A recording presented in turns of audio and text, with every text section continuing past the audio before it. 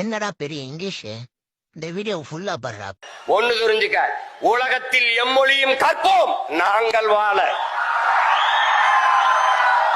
எம்மொழி தமிழ் கற்போம் எங்கள் இனம் வாழ.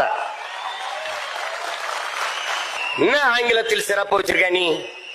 என் மொழியை நீ எடுத்துட்டா உனக்கு சொல்லல. 500க்கு மேற்பட்ட கலை சொற்கள் உயிர் சொற்களை நான் போட்டது உனக்கு.